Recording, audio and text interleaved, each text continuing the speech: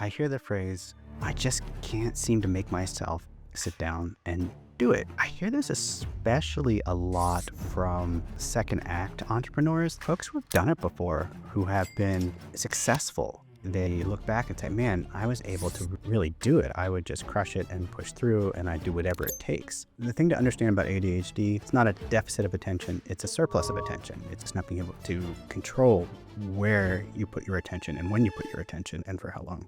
But I really love what Dr. Russell Barkley, one of the leading experts, said about ADHD. He says it's not an attention disorder, it's a performance disorder. People with ADHD know what to do. They just have a hard time doing what they know. Hey, it's Steve, and today we're diving into a struggle. It's one I hear all the time. I just can't seem to get started. As entrepreneurs with ADHD, we know the drill. We have the knowledge and the ideas and the experience, but something's holding us back. In this episode, I'm sharing why this happens and how you can break through. Let's get into it. Hey, it's Steve. Real quick before we begin, the single biggest thing I've learned about succeeding as an ADHD entrepreneur is that everything boils down to mastering your weeks. So if ADHD is making business harder than it needs to be, I've got something that can help. Grab my free weekly ADHD dashboard. It's a free, simple, but powerful tool to help you stay focused, organized, and in control of your week. The link is in the description below. Well, hello there, and welcome back to the podcast. I'm Steve August. Welcome to another episode of ADHD Entrepreneur Accelerator.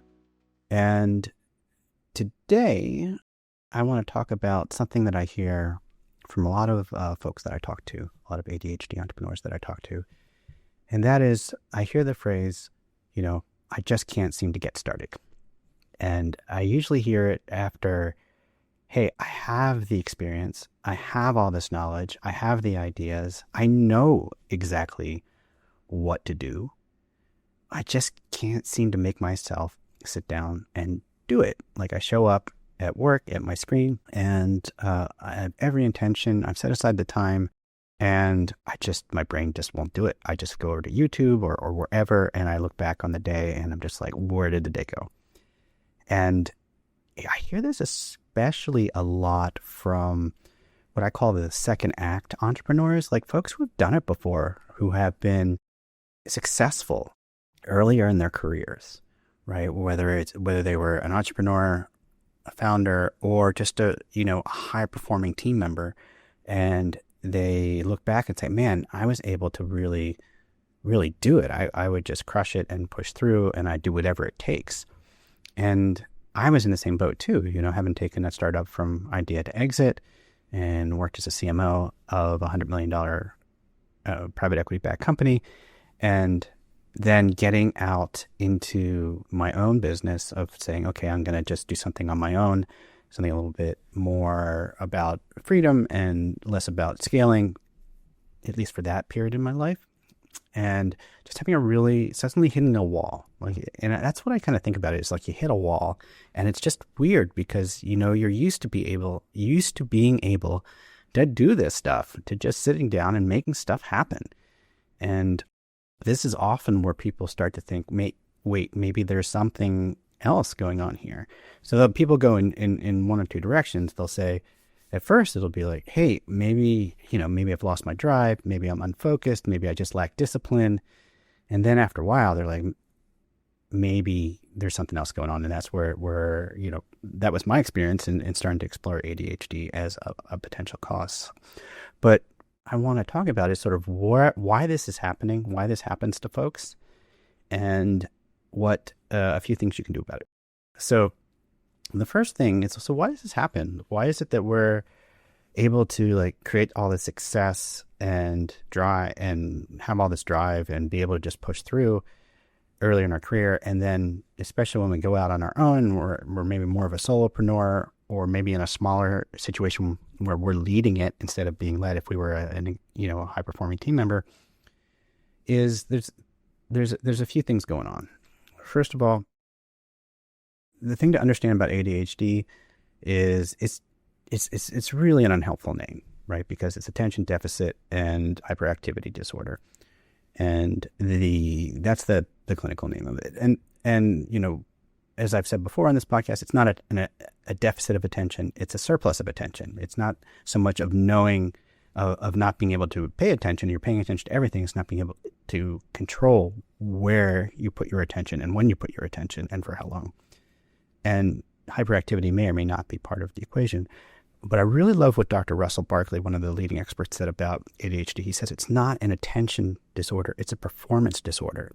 People with ADHD know what to do. Like, they have the experience, they have the brilliance. They just have a hard time doing what they know. And really what it comes down to is an executive function kind of deficit more than anything. So just roughly speaking, the back part of the brain is where all this ideation and brilliance and thinking and creativity comes from. And the front part of the brain is where all the kind of regulatory, like kind of the executive function, the kind of like being able to organize and prioritize and task initiate and resist distraction and all that. And so in ADHD brains, there's kind of a lower level of executive function, and it's due to some, what they're studied as deficits in or lower levels of dopamine and norepinephrine, two neurotransmitters, and as well sort of some functional development of the different areas of the brain. But the net effect is like we have less executive function to work with. So what things impact executive function over time? Well, as we age, as we get older, we have less energy overall. That's just the nature of being human, right? Is we just don't have the same level of energy at 40 and 50 as we did at 20 and 30. And so at 20 and 30, we may have been able to just push through and pay the tax, because we've been paying that tax on, having to work harder to get our executive function up and running and going and pushing through. We've been paying that tax the whole time, even if we didn't realize it. And so when we get to a certain point, and our energy isn't what it was, then, it's harder to push through and we start hitting that wall. The other thing that happens in combination at the same time is, especially with folks who are coming out of maybe a more structured environment, whether it was they were leading a startup or leading a business, or you're a high performing executive or high performing team member and starting your own thing, is like, so before the structure was there, right? There was people to show up for, there was a structure, and, there was a way to work within that structure so that you could figure that out. When you go out on your own, or when you're leading a business, you're providing the structure. And for an ADHD brain, that gets harder and harder, right? Because executive function is all about providing that structure and that drive and being able to prioritize and decide and do and a task initiate. So it's no wonder, it shouldn't be necessarily a surprise, even though it is, right? That as we get to a certain age and our circumstances change into more an environment where we have to create the structure and we have to create the drive, that we start hitting this wall where we show up to execute on the things that we know we're capable of. And we know they'll be awesome, but we just don't have that executive function at the level that we used to. We don't have the structures that used to be able to help us get over the hump. And so a couple of things that might be helpful if you're experiencing this. One is understanding that this is what's going on, and that just having that understanding that this is an executive function game. And so what I like to say is folks with ADHD need to treat executive function like diabetics think about insulin, in the sense that it's something you're managing. It's not just attention and energy, it's that executive function. So thinking about how much executive function you really have on a given day, where you can be pretty confident that you are able to task initiate, to start stuff. And what are those times of day that you are highest in that? And for some people, it's, in the morning when your brain's fresh, it's rested. I think also earlier in the week versus later in the week, because, over the week, our brains get a little bit more tired and the executive function gets drawn down.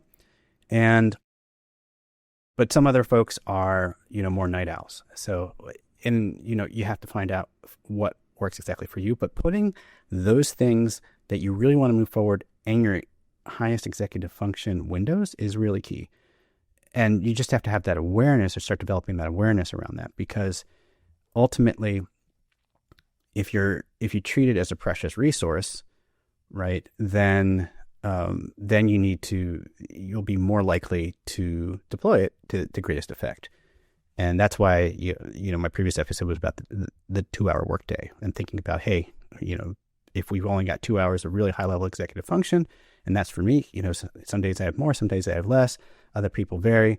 But if you think about it that way, that you have a window, like what goes in that window, and that becomes from understanding what you're doing with an executive function. So the most important thing is like, how do you put the most important things, the high impact things, sometimes called the quadrant twos. Obviously, they're important, but not urgent. They're things that aren't reactive, they're proactive. And I'll do another episode about that, proactivity versus reactivity. That's coming down the road here, because I think that's a really important concept. So thinking about executive function as if you were diabetic with insulin, you're managing that. And then realizing that you're going to have to put some structures in, and the best way for an ADHD brain to put in structures in my opinion, is to show up with other people. And that's why I do co-working, sometimes called body doubling, where I have to show up with other people. It's actually a pleasure to show up with other people, especially folks with the same sort of ADHD brain who get it. And that really is, to me, the silver bullet to help me get things moving forward, and having a bit of accountability and companionship at the same time. And so it's really devising those hacks of how do you make the most of your executive function? How do you get yourself started? Knowing your starting point is that, hey, you might not have as much as you used to. How do you leverage that? Because ultimately that's what's going to determine if you're going to be able to leverage your brilliance and all the things and have all that experience and all the skills, and bring that to bear on the things that you want and to make the progress you want. And that's the episode for today. Just a short, quick one. If you like this podcast, if you like what I'm talking about here, if you find it helpful, please, if you're subscribed to the podcast, give it some stars. 5 would be preferable. And if you have a moment to give it a review, would appreciate that. And if you're watching this on YouTube, like and subscribe. So hope you are having an awesome day. That's it for this episode of ADHD Entrepreneur Accelerator Podcast. I'll see you again real soon on our next episode. Talk to you soon.